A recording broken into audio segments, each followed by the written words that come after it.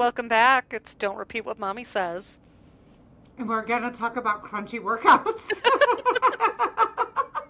So, so no, not exactly.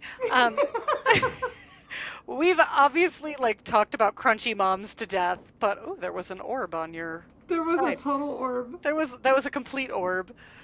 Was it in my space? It went over your face. All right. I'll That try was close weird. again. Did you see it? I didn't see it that time. Oh, yeah. It went across there. Huh. Hmm. I have Hinky. orbs. We got orbs. I, Uh, I don't usually have very much ghost activity in this house, so this is a rare sighting. Enjoy. it's exciting. It's exciting. Yeah, so we're talking crunchy workouts. Not really. We talked about crunchy moms. We've just ad nauseum because the crunchy moms are stupid. Not every crunchy mom is stupid. They're Let not me stupid. They're rephrase. just, it's a lot of crunchy. There's They're crunchy so trends. insistent. There are some crunchy trends that take it way too far. And the Yeah. crunchiness has invaded everything. So I give you the crunchy workout groups my mother has somehow ended up in. I'm in all these workout, like Facebook workout groups because I work out a lot. And it's been very helpful because even though I know a lot, like I don't know everything because you can't know everything. And some of the groups I'm in, the people are like very hardcore lifting, which I've gotten more into recently because I'm trying to gain muscle because of the whole, Brain. old thing. Well, the brain old, whatever, The just old brain. the old brain. Got the old brain and whatever. So I've learned some stuff, but then somebody was talking about detoxing parasites. And he's telling them, what did I say it was? Black walnut, clove, papaya seed, and what was the other one? Pumpkin seed. Yes.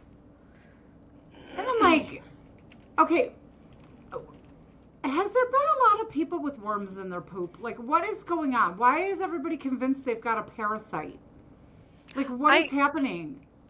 Yeah, so I think we've discussed this before, but if you have worms, the two types of worms people usually get are tapeworm and pinworm. If you have tapeworm, you will know. You will see worms in your poop. If you have pinworm, you will know. You will be scratching your ass on the carpet like a dog because it's so itchy it's unbearable. But they're So, talking about parasites, like I don't know. And there are some parasites that people get, like microscopic parasites or whatever. But if you suspect that you have some sort of parasite thing going on, you need to go to a doctor. You need to go to a yes. doctor. Now, But why do so many people think they have parasites? Like, what is going on? I don't know. And so most parasites that you would be exposed to in small quantities, your body actually has specialized cells to fight against those, and a lot of times your body will clear it before you ever know you've been exposed. Those cells are called eosinophils. That is their only job is to kill parasites. So most of the time, no, you probably don't have a parasite. If you have symptoms that you have a parasite, go to a doctor. And I know we've shit on the medical community a lot, We but have shit on and it. But we're if you not have doctor people, problems but with, yeah, we're not doctor people, but you can't just eat large quantities, like huge concentrations of black walnut hulls, cloves, very toxic. okay, black walnut hulls, the side effects, nausea, stomach upset, reduced nutrient absorption. Clove side effects, just quick, you know, increased risk of bleeding, severe liver toxicity, especially in children, and stomach irritation. Please quit trying to rid yourself of toxins by damaging your liver. Your liver rids With you of toxins. toxins. With toxins, yes. You have a whole system that rids your bodies of toxin. Yes. Okay? And it works beautifully if you're a healthy individual. And these people are doing this like on a regular basis. Like you need to regularly. And then there's the dry fasting. Have you heard of that? No. So this is they don't eat food or drink anything for days. Sounds like you'll die. And they swear by it. Like, I'm so much healthier now. I'm like, You're okay. dehydrated. You're taxing your kidneys unnecessarily. Drink water. I mean, I don't really have anything against fasting. I mean, people do fast, and I don't have anything against the intermittent fasting if that's what you want to do. I've done it myself. That's fine. People fast for religious purposes and they can do so safely, but you can live for 28 days without food. So you're whatever fast you're doing, you're going to be fine. But you can only live, what is it, like 3 days without water? 3 days It's like three without days. water, give or take. It depends on the environment you're in, the climate, the relative humidity, stuff like Well, that. out here, maybe a day and a half.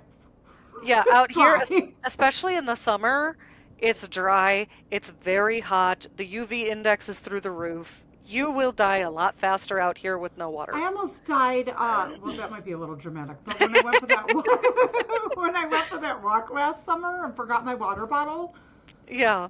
I really thought I was gonna. I thought I was gonna die, and I was walking back, and I started feeling really lightheaded, and I do have the brain issue too, so that does not help. Uh, but it was like it seemed not that hot because it's dry here. So it's not like when you walk out into hot, humid weather where you feel it right away. Like you don't. You're just like, oh, this is fabulous, right? So I'm walking and I went down to the river walk. It's not that far away, but as I'm walking, all of a sudden I thought I was going to pass out. I'm like, oh no, I better get home before I literally pass out somewhere, and then I'll shrivel up and die before anybody sees me out here. So I'm trying to get home, and it was during the state fair, so there was like all kinds of drunk people everywhere.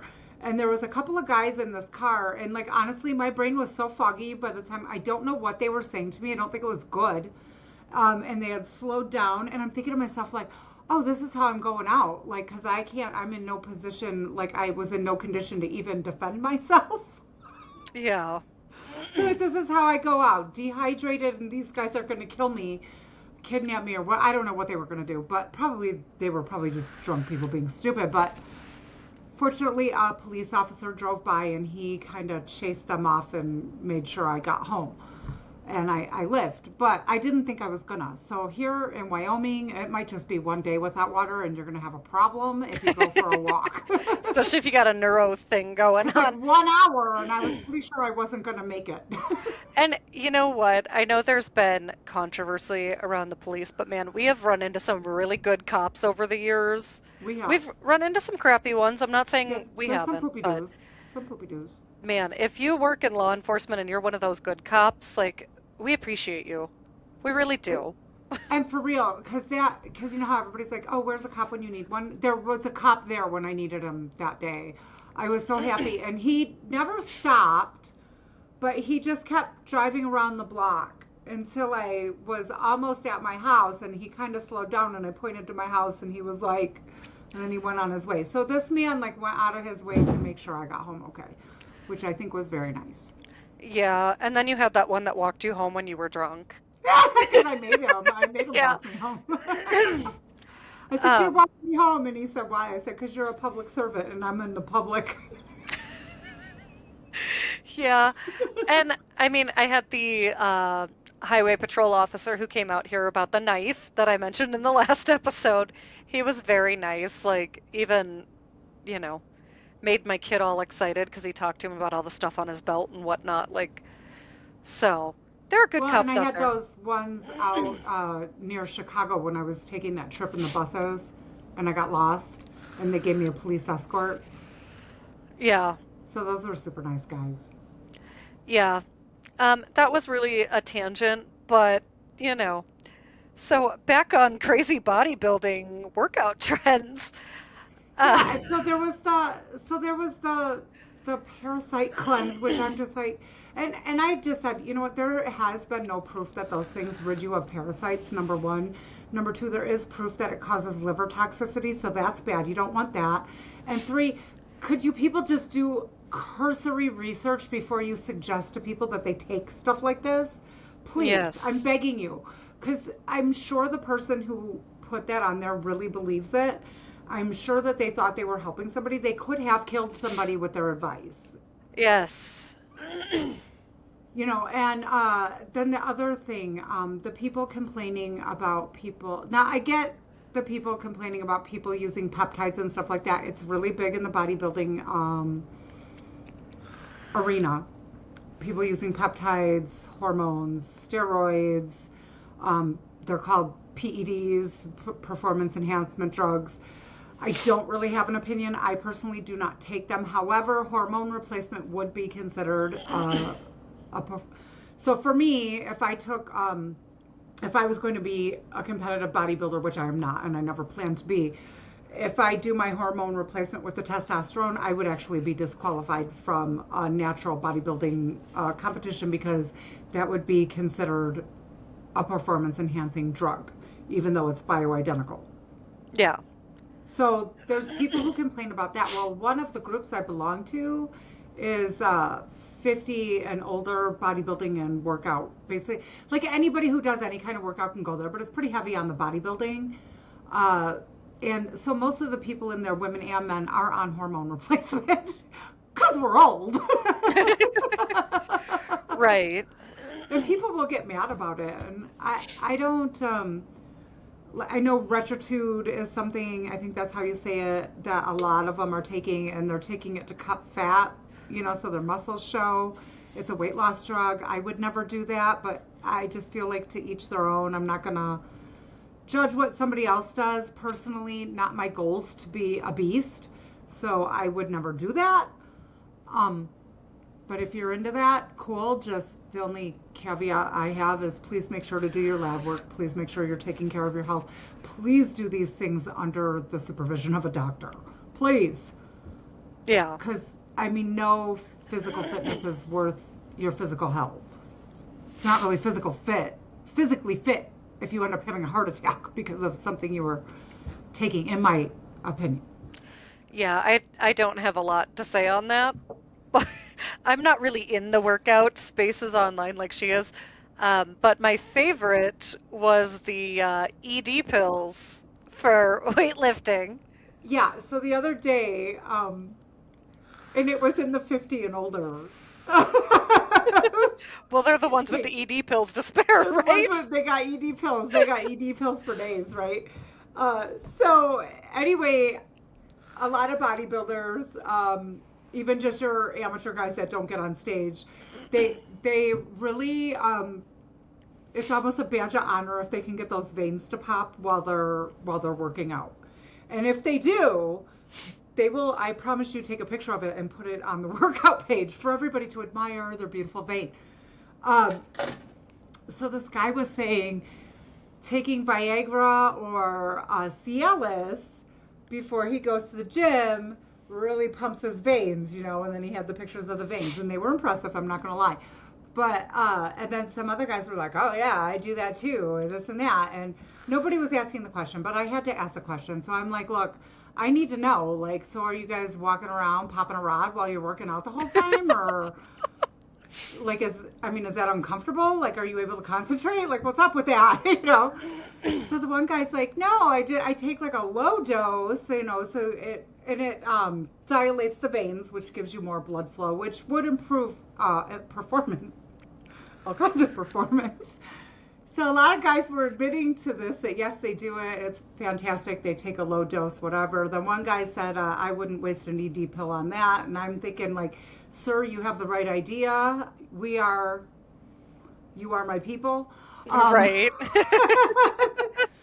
And then the one guy did say, he goes, although I do have to say, even with the low dose, if your gym crush walks by, it might get awkward.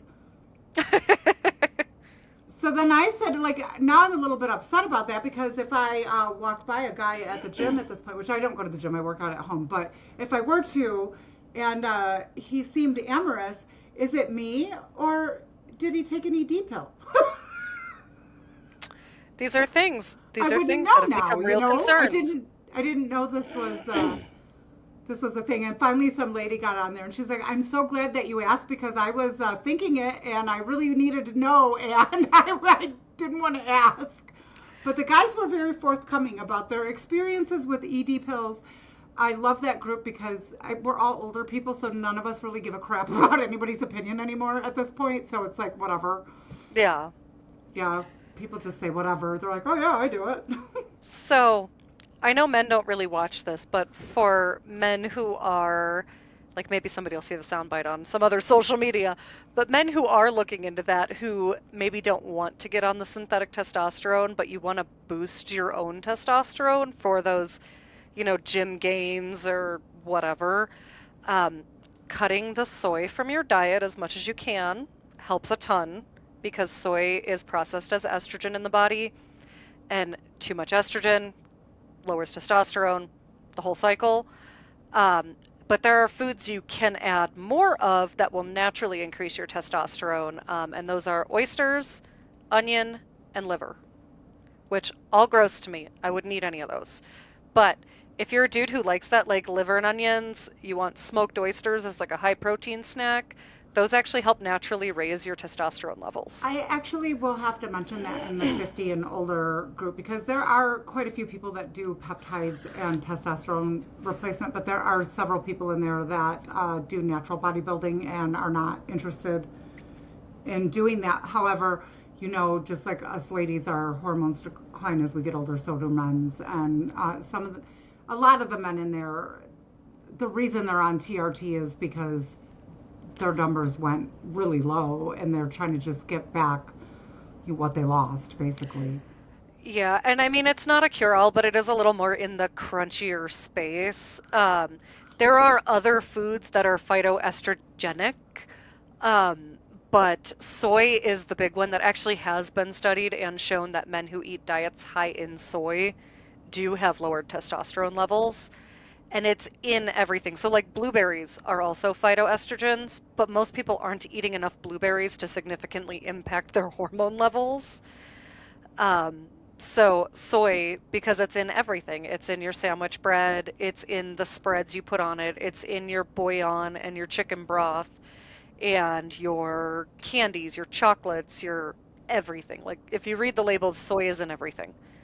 So if you can Right. cut that out where you can, not even all of it, like we don't cut all of it in our household, but like I've seen the difference in my husband, like physical differences. Like he's got more muscle mass than he used to since he stopped eating all the soy.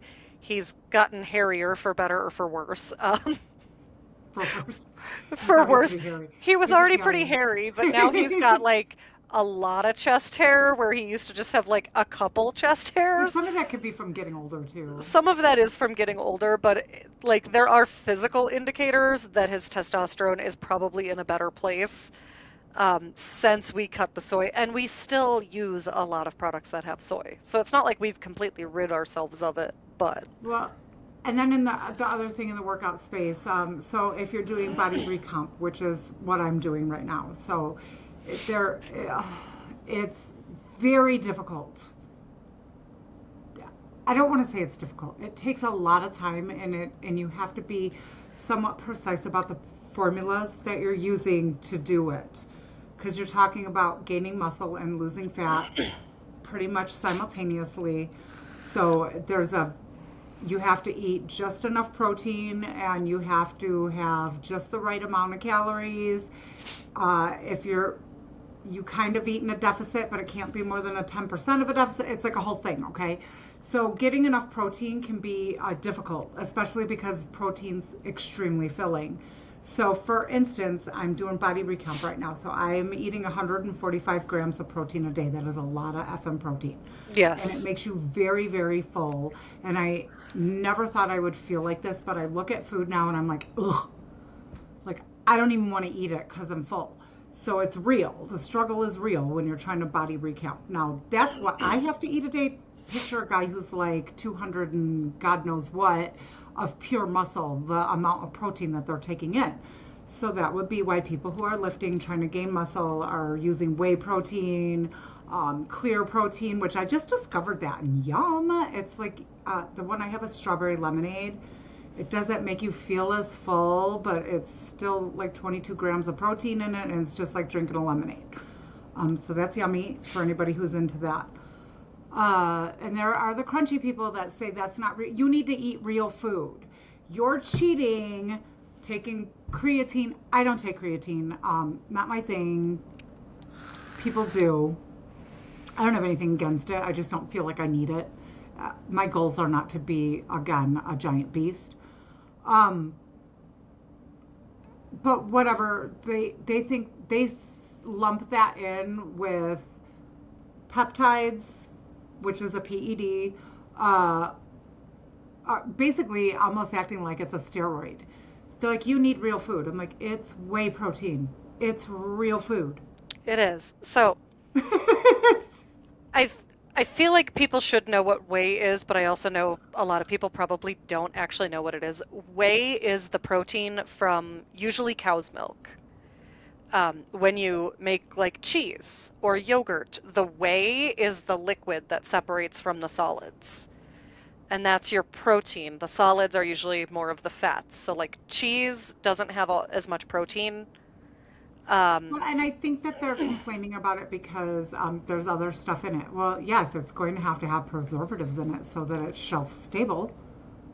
yes, that's Uh, just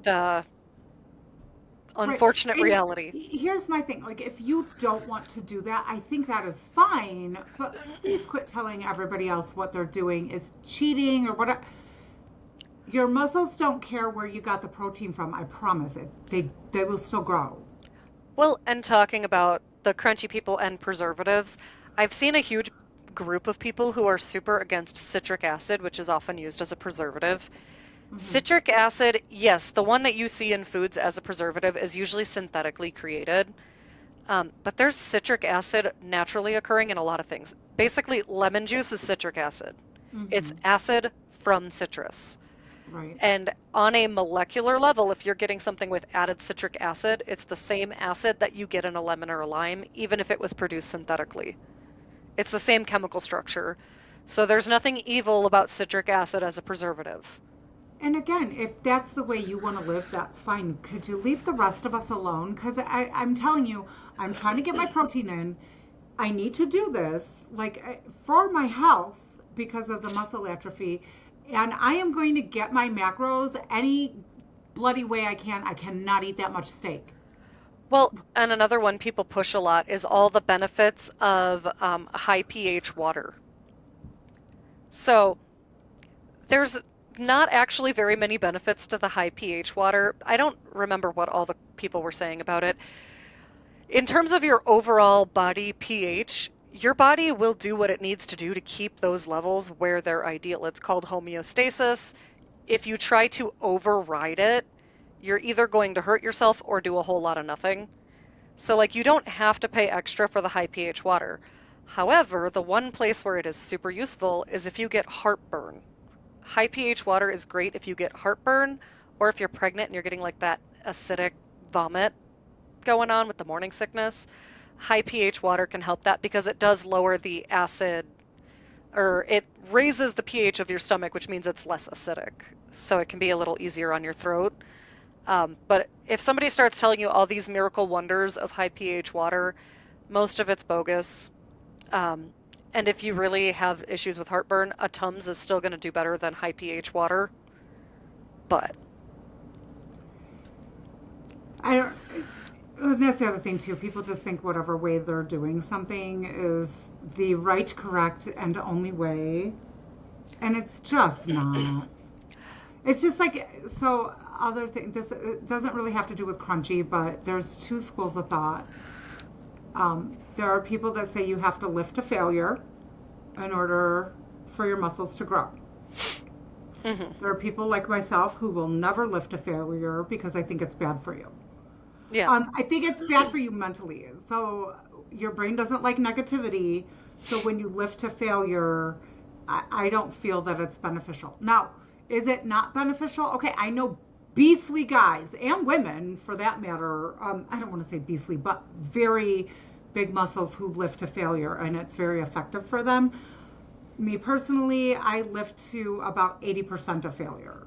So basically, they will probably do actually less reps than what I'm doing, okay, because hmm they're lifting heavier probably. So they're gonna probably only do, like, we'll just make an example, like they did 8, like one set of 8, 2 sets of 8, or whatever, where I'm doing 3 sets of 10 or 12, okay. Uh, from my school of thought, one, it's the success is good mentally, okay, for I feel, and I think that's important. At least it is to me. And two, my muscles are actually under tension for a longer period of time per workout session. Also, I recover faster, so I can do several giant sets. A lot of people will lift really heavy and then they sit for like 3 minutes, and then they do another lift. I literally do 5 lifts, bum bum bum bum bum. I wait about a minute and I do my 5 lifts. Do do do do do. I wait a minute. Another. Those are giant sets. I do all of that, back to back to back to back. Okay, but I'm very strategic about which muscle groups I do when, so my legs actually have rested for 2 minutes before I hit them again. Um, this maximizes my time. Hmm. I do not have time to dink around. I do not want to spend an hour, 2 hours, 3 hours. My actual lifting takes me less than 20 minutes. Yeah. My workout takes longer than that because I have my warm up and my cool down. And I do one set of everything with a light weight because that gets your body set up for the heavy weight, if that makes sense. Almost like your practice round. And then I get into the heavy lifting. So for me, neither one is wrong. You will grow your muscles either way. So it's kind of like what fits your life, what you like. Well, and I think that with a lot of the stuff you're going to see online, you're going to see people who are saying this is the best way to do it, it's the only way to do it. And then you're going to see people who are saying everything about that is horrible, don't do it that way. Most things in terms of diet, nutrition, exercise, they're going to be somewhere in the middle and it's going to depend on what works for you. So I would always be skeptical of somebody saying, this is the way, this is the only way, you have to do it this way. The only exception is calories. If you want to lose weight, you have to eat fewer calories. That, like, calorie deficit. That's the only way you lose weight. That is like a But concrete, but there but is like a whole lot of argument as to how much of a deficit you're supposed to have. right. And I'm going to tell you, with all of this stuff, it depends on your goal. It depends on your individual recovery time, and everybody is different. I happen to recover very quickly. Not everybody does. If you don't, then you certainly cannot do those giant sets like that. Don't do that. It would be bad for you. Um, it depends on a lot of it. How much sleep did you have? Like, it depends on so many things. So you try different things, you see what works for you. What are you getting the results you want with? Well, and if you are going to try something like supplementing with whey protein or something to see if that's something that works for you, works for your lifestyle, I think it's good to be informed. You should do your research. What are the benefits? What are the potential risks? Um, if there's not really great research on the benefits or there's not really great research on the risks, I would always say proceed with caution. But there are some things where I've heard people say, absolutely do not do this, but they never give you the why because the why doesn't really exist. So there are some things where, like, it's not really harmful, but it might not be as helpful as people are saying it is. So it won't Other, hurt to try it. the other thing I want to say too, I know a lot of people in these groups give a lot of nutrition advice. Um, they can give you general nutrition advice, but if you have some kind of a medical issue, whatever it might be, diabetes, a thyroid issue, heart problems, any underlying issue, I really, really want you to talk to a nutritionist. Yes. And Be- go you ahead. can tell them your goals and they can come up with a diet that's going to support your health needs plus your goals. And a lot of insurances nowadays in the US, they do cover nutritionist visits. I know the big one I keep seeing, and we are not sponsored by them. I know they're sponsoring everybody, but I think it's Nourish has nutritionists or dietitians that you can speak with. That usually is covered under insurance. So it is an option if you have health issues. And even if you have, like, a history of disordered eating, you probably still want to talk to somebody before you go starting a diet plan. So you're making sure you're still meeting your physical needs as well as not jeopardizing your mental health too. because those Well, are and important then of things. course people on GLP-1s. There's a lot of people on GLP-1s that lift and stuff, which I think is awesome. But you really have to be careful to Yeah. make sure that your body's getting everything that it needs. So you definitely need to be working closely with your doctor and a nutritionist. Don't just believe somebody in my nutritional needs are not going to be the same as yours. And I know a lot about nutrition, but I do not know a lot about nutrition for somebody with, say, type 2 diabetes, type 1 diabetes. I know the basics. I'm not a nutritionist, though, and it's not something I deal with, right? So I can tell you basically this is about how much protein you would need to eat to gain a muscle, but I can't tell you what your macros are supposed to look like. Some people really need a lot more fiber, especially if you have blocked artery issues and stuff like that. You need to make sure that that's. And as you get older, like 40s, 50s, and beyond, really watching how much fiber you get because not enough fiber can put you at a much larger risk of colon cancer in the future. So make sure you're getting that fiber because it actually protects you. So, So for those of you who like to lift, beans, tons and tons of fiber. Eat it with a anchor protein, and you can count all the protein from the beans. So an anchor protein, you can either mix it with rice, of course, everybody knows beans and rice, or you could just eat meat with your beans. well, and if you're trying to lose weight and eat in a calorie deficit, those like volume foods that people are always recommending, celery, leafy greens, it's stuff that doesn't fill you up very much. They're kind of low calorie. They tend to be really high in fiber. Celery, especially, is very high in fiber and it's water. The calories in celery are almost negligible. Almost. It's Actually, not actually a zero calorie food, it's but not a 0 calorie food, but it actually takes you 3 more calories than it has to chew it if you chew it properly. So it actually has a negative calorie upon eating it. yeah. So Isn't that stupid? it is stupid, but like those are good ones for if you want to keep your calorie count low, but you want to increase that fiber. Of course, there's fiber supplements. You can always get like is it Metamucil that dissolves in water? Um, Citrusol. Citrusel, yeah, they've got those too if you just want to do fiber that way. But if you'd like to get your stuff from Whole Foods, those are good options if you want to keep the calorie count lower, but still Mhm. get fiber. So, Fruit, of course. fruit, vegetables. And fruit is not the devil. I really wish people need to stop thinking fruit's the devil. It's not.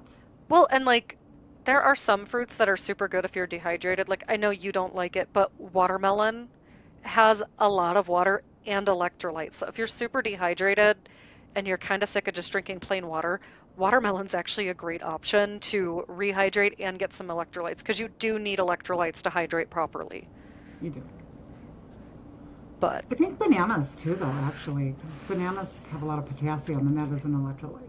they do, but they don't have as much water. So if you're going to have a Well, no, banana, you like would have to drink the water with it, but drink water and eat a banana.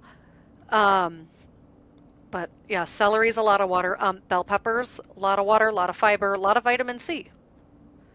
I know you hate bell peppers. It's like a lot I of do hate fruits and bell vegetables peppers. that you hate that are like I do like, how do you say the cauliflower and broccoli? I can't ever say that. the Cruciferous? Is it cruciferous? cruciferous vegetables. Cruciferous. Those are really good though because they're anti-inflammatory too. And to be honest with you, like I have a lot of inflammatory issues. And Um, I eat a lot of cauliflower and broccoli and things like that, berries and chicken. When I don't eat like that, I feel like 30 years older. um, Other things in the same family as cauliflower and broccoli, kale and Hmm. Brussels sprouts. I Hmm. personally cannot stand Brussels sprouts, but they have a lot of the same benefits as broccoli and cauliflower. So some other options if you're not a broccoli cauliflower fan. I do love it. And then I'll share this for those of you who want high protein, good for you, anti inflammatory, high protein, yummy breakfast that doesn't take too terribly long. I take cauliflower, broccoli, a clove of garlic, stick it in the food processor, and then I take about a teaspoon or 2 teaspoons of olive oil, I saute those until they're almost brown. I take 2 whole eggs, 3 egg whites, mix those up with some seasoning, and then I cook them with the vegetables. I throw about 2 tablespoons of shredded cheddar over the top, and then I put nutritional yeast over the top. Extremely delicious. I believe it has 40 some odd grams of protein. I think when I do it with I put collagen protein in because I have an anchor protein that gets counted as a whole protein. I put that in my coffee with some cream, and I think it comes out to like 49 grams of protein or something like that. You've got all your anti-inflammatory foods in there, and it's very filling. Like I'm good for hours.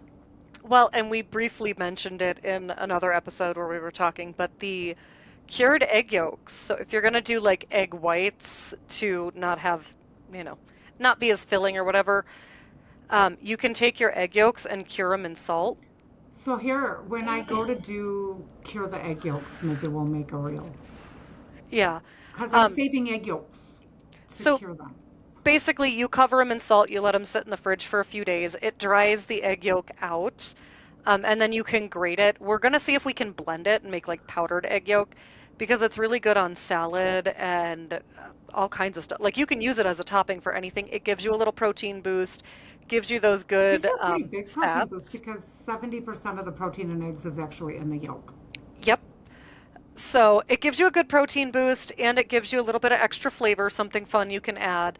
And it seems pretty easy to do, other than the fact that you have to wait for it to cure and it takes a lot For of salt. 5 days. I will do a reel when I cure them, and then we'll do another one when they're done.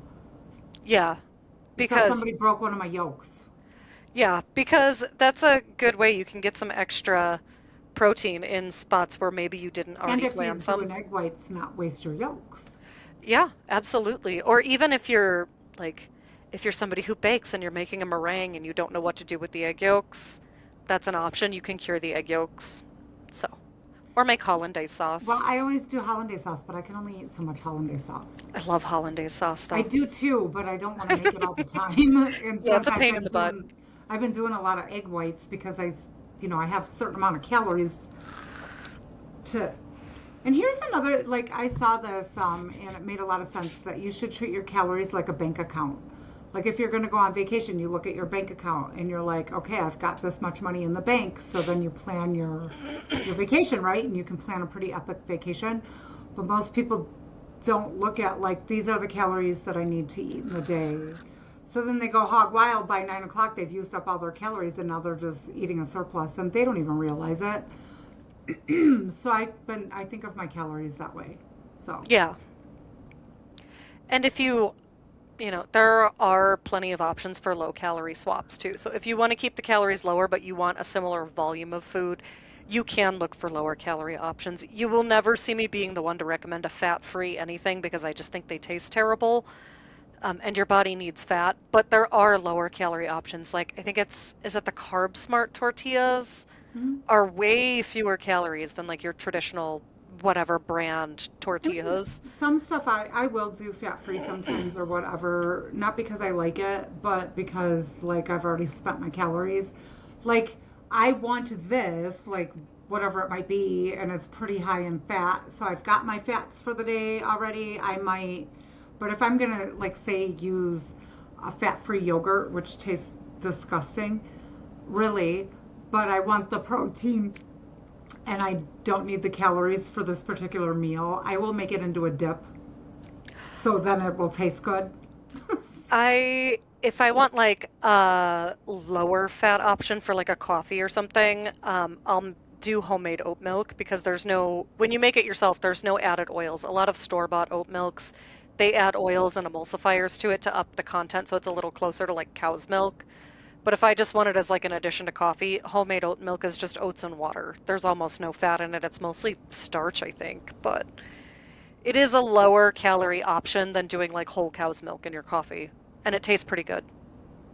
Right. And I usually buy like the 2% Greek yogurt, which I like the 5% better, but honestly, the 2% still tastes pretty good.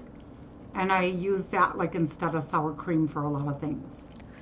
Yeah, and calories in drinks. Like, Oof. people don't realize some of your drinks are way crazy calories. So, if you are looking at your calorie counts, look at what you're drinking. So now Starbucks though, I will tell you because I it was Aaliyah's birthday yesterday, and her and Bria wanted to go to Starbucks, and I'm doing the recomp thing, so I am watching my calories and I am watching my protein.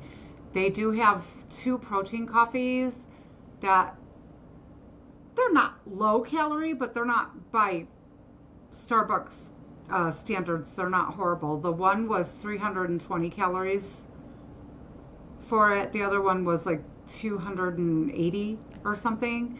But they had 27 grams of protein in them. Yeah. So I drank one of those and really it was quite filling. They used some kind of protein milk or something in it. And it was tasty and it was pretty good and Yeah. Now, if you want to pack on the calories, order a breve with heavy cream instead of half and half. That'll pack on some calories. oh my God, that was horrible. I think I gained like 4 pounds that day. I didn't Yeah. even drink the whole thing because I couldn't. Yeah. There's a lot of calories in heavy cream if you're going to use all heavy cream instead of like the milk or something to make an Yeah, extra I shouldn't creamy have done latte. that. It wasn't even Yeah. very good, It's honestly. it's a lot. And it was not their fault. Yeah, if you say, "Oh, use cream," and they say half and half, don't correct them to heavy cream. Let them do the half and half. It'll be better. Or just could you make it the way you make it and throw some heavy cream on top? Right, add a splash of cream or something. But Yeah, that's what I should have done. I guess I didn't understand what it was because I'm not a barista. yeah, so that's my tip as a former, I wasn't really a barista, but I was trained as one. I just never worked that shift really. But this has been really long, and I think we've covered everything we can cover, right? Yeah, I think we're just rambling at this We're point. just rambling, so I will play the outro.